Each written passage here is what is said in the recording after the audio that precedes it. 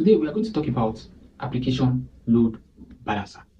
Application load balancer is the type of load balancer that route traffic of different users that want to visit an application to different server that is at the back end of that application based on the route that has been configured in the URL.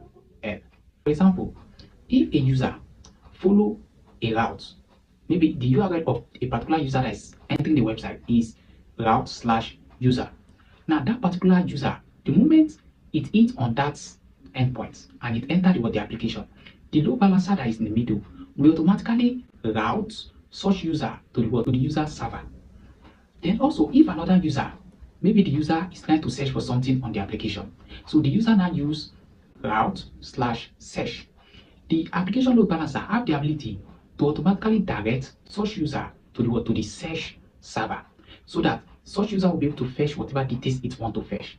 So that is how application load balancer work in this sense. So application load balancer work based on the route that has been specified in the URL. So it is whatever that has been specified in the URL that the application load balancer will use to route users to various server. That's at the back. And application load balancer can work with different target group. So it can work with maybe EC2 as server, it can work with ECS, it can work with Lambda as server, and it can work with so many AWS services. So that is one of the important of application load balancer. So it has the ability to work with different services at the back end. But its own major focus is to be able to route those users to various server based on the URL.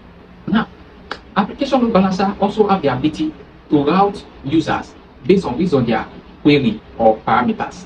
So let's say, for example, the particular application at the back end, they have two servers for desktop. They also have two servers for mobile users. So what happened there is that the application load balancer will actually check the query or the parameters of their URL. It's going to check it and it's going to route them to various server that is at the back end. So let's say, for example, a particular user is actually visiting a website using his phone. Now, automatically the parameter will show mobile, and the moment it shows mobile, the application load balancer have the ability to route such user to the server, which is for mobile user. Then, if another user is now visiting that particular website, so maybe the parameter is now desktop. So automatically the application load balancer is so sensitive that it know and it will route such user to the maybe on-premises server that is for desktop application or desktop user. So application load balancer have the ability to route based on query or parameters as well. Now, this is how it happens in real sense. Whenever clients or you visit a web application. So let's say this is you now. You are visiting a web application. Now, as you are visiting a web application, you have your own IP and you have your own URL parameters that you want to query in that particular website. So what happened there is that your IP address will be automatically stored in the S folder of the application load balancer. Now, the application load balancer will now use its own private IP to actually connect to the server that's at the back end. And the server will now have the ability to check in your IP address from the application load balancer at the X folder port. It's going to check your IP address and it's going to respond back whatever query that you search for, and you'll be able to see the result that you search for from that particular web application.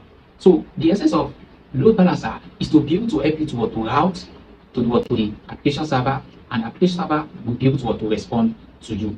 But the application server is not actually seeing the client IP address. You understand? Because the client IP address only get to the load balancer. It doesn't actually get to the server itself. So it also has as a protective layer for the backend server, so that in case the attacker is trying to perform DOS or DDoS attack, the load balancer also have the ability to withstand or to accommodate such, so that it won't affect the server. So that is that about application load balancer. I hope you like it. See you in my next episode.